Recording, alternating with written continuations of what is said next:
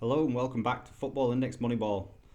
Today we have another pick of the day for you, and for today's pick, I'm reverting back to one of my most successful tactics for pick of the day players so far, but also the least popular as far as the videos have gone. And that is to find older, undervalued players who have the potential to make big profits but with very limited risk. They say that the number one rule in investing is don't lose, as it's always harder to get your money back than it is to earn it in the first place. For example, a 20% loss requires a 25% gain to get back to equal, and a 30% loss would require a 43% gain. Anyway, I'm sure you get the idea, but I'm just going to give you some context, as I know everyone likes the younger and more exciting prospects, but the two oldest players I've picked so far are currently the leading returners, with Willian at 30 and my first pick, which was Sebastian Rudy at 29, currently showing profits of 72% and 65% respectively. So anyway, that was my attempt to keep you interested for the video. Now for today's pick, we have a 29-year-old centre-back who's out on loan looking for first-team football and to keep himself at the top of his game. We're going to take a look at how his past PB wins, his new league, and in particular the new set-piece takers that he's going to be playing alongside could add up to a great opportunity for PB wins. Then we're going to look at how a good season could result in some potential media buzz from transfer links or from a return to the national team. Then we'll go through the target profit analysis with a bit of a twist based on 3 different scenarios of dividend returns, similar to the Willian video if you saw that one. And the top end profit is up at 133% for this one, so it's a pretty attractive prospect. Before we get going, the usual reminder, if you haven't already, don't forget to like, comment and subscribe. And if you want to follow me on Twitter, you can search for @IndexMoneyball. So for today's pick, I went for Chris Smalling, currently playing at Roma on loan from Man United. Now, as I said the name then, I feel like I can hear the groans and people exiting the video.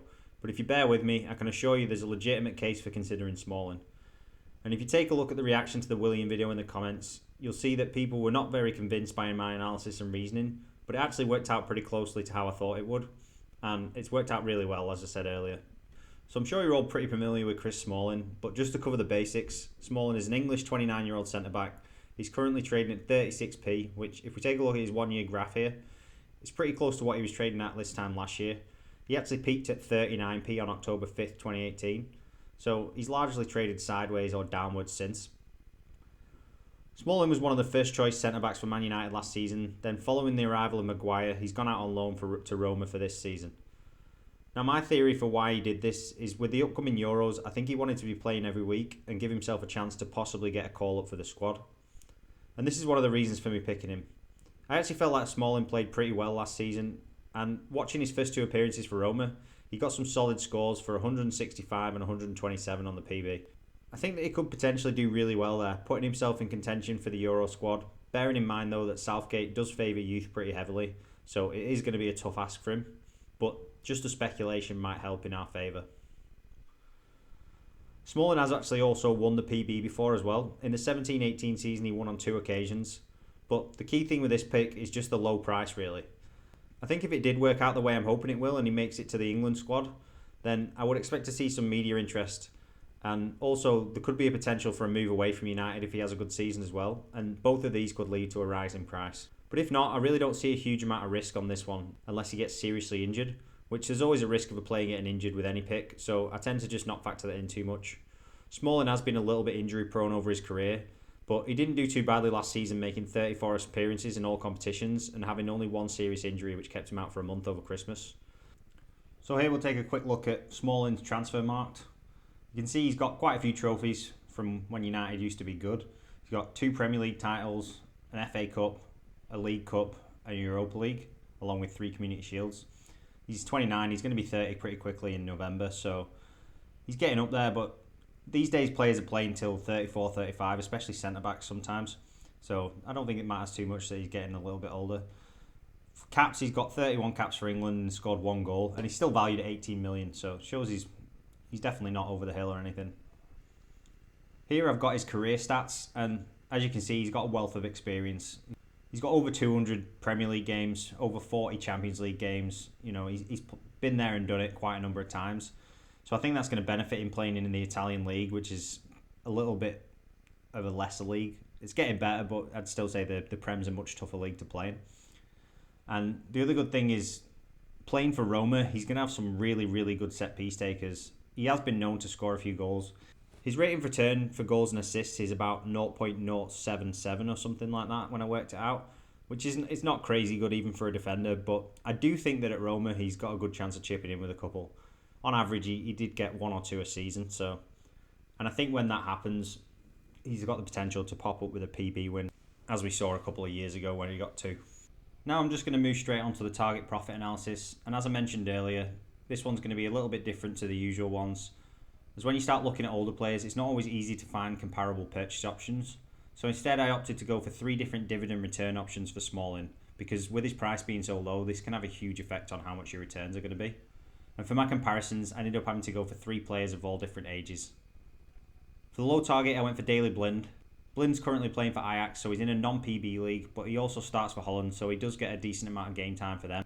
But he's not going to be eligible for anywhere near as many games as Smalling. Blind's currently trading at 38p, but he was up at 41p over the weekend before the last Holland game. His price tends to do this as eligible fixtures approach, but he tends to hover around the 38 to 40p range at the minute. So for me, this is a pretty close comparison in terms of quality, position and age, but with Blind being much more limited in terms of his eligible fixtures. Smalling could potentially have 31 games left in the league for Roma, along with all his Europa League games, which Roma have a pretty good chance of going deep in this year, where Blind's limited to Euro qualifiers, where there's only 2 left, and Champions League games. Now, I actually do own Blind as well, and I think that they're both undervalued, if anything. I think Blind is going to be playing in the Euro finals this summer, and I do think the Netherlands are going to do well. But I definitely think of the 2, Smalling should be the more expensive, considering all the extra fixtures he's eligible for, and probably the higher quality that he offers, really. For my mid-target, I went for Nicolas Otamendi at Man City. Otamendi fell out of favour with City last season, but with a major injury to Laporte, he's ended up back in the starting lineup. But there is a lot of speculation that City are going to sign a new centre-back in January, so this could be a short-lived revival for him. Also, when Laporte does return to action, it's unlikely that Otamendi is going to keep his place. He's also 2 years older than Smalling, and he's non-European, which is negative for him. But he does have a slightly better goal and assist record of 0.09, but it's very marginal, and it's nowhere near enough to warrant the disparity in price between them, in my opinion. Then for the high target, I went for Mats Hummels at Borussia Dortmund. I think this is a pretty good comparison for Smalling in terms of position, quality, club, international team eligibility and status, because Hummels isn't in the team right now either, but he will be pushing trying to get a place. Smalling's going to be turning 30 in November, so they're pretty much the same age as well. The big difference between these two really is the price on the index, and the reason for that is down to the fact that Hummels has actually won the PB once this season already. So this is a good example of what could happen to Smalling if he was to win the PB or post some good scores. Next up, we got the dividend expected returns for Smalling. For the first scenario, I went for the worst case of him not winning any dividends in the whole season. I think if this was to happen, then he could still see a price rise, as I do think he's very undervalued. And if he was to come close on the PB a couple of times, that would be enough to push his value up. And I think it's very unlikely that he's going to drop in price, which is key for me. Then for the second scenario, I had him winning PB on a double game day for a 2p return. I'm actually very optimistic about the potential for Smalling winning the PB this season, mainly because of the quality of the set-piece takers at Roma and the number of fixtures they're likely to have. Kolarov and Lorenzo Pellegrini are about the best free kick and corner takers that you could ask for Smalling. He's a big, powerful guy playing against weaker opponents than he's used to from the Premier League. He's got an average of 1.7 shots per game in his first 2 appearances, which is promising. It's too early to tell, obviously, from 2, but it's still nice to see that. And I'd expect him to be chipping in with a couple of goals. Then for the final scenario, which would obviously be the dream, is for Smalling to manage to bag a goal in one of the 6 upcoming IPD eligible fixtures, win the PB on a treble game day at some point in the season, and manage to win the media on a match day with either a good performance, speculation of a transfer, or a return to England squad, which would give a 9p total return, which is a 25% profit alone. If all these things were to come off, then I would actually expect him to exceed Hummels' price, to be fair. So that leaves us with our target profit range going from 5% on the low end of scenario 1 through to 133% on the high end of scenario 3. For this pick though, I'm looking mainly at the mid-range target on scenario 2 for my reason for buying. This would give us a solid 89% return, and I think it's a very reasonable expectation given the situation.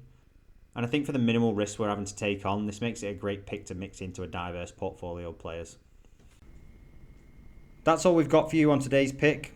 Again, if you enjoyed the video, like, comment and subscribe. Also, if you know someone else who might like the video, then sharing with them would really help me out. There are links in the description for signing up to Football Index and Football Index Edge if you haven't already. And don't forget to check out the other videos on the channel for more strategy videos and the other picks of the day. Most picks are long-term holds with depressed prices for some reason or other, so often the picks can still offer the same value, if not better, a few weeks after. And the research methods and reasoning can help if you're new to the index and want to learn to analyse your own players. Thanks for watching, good luck on the index.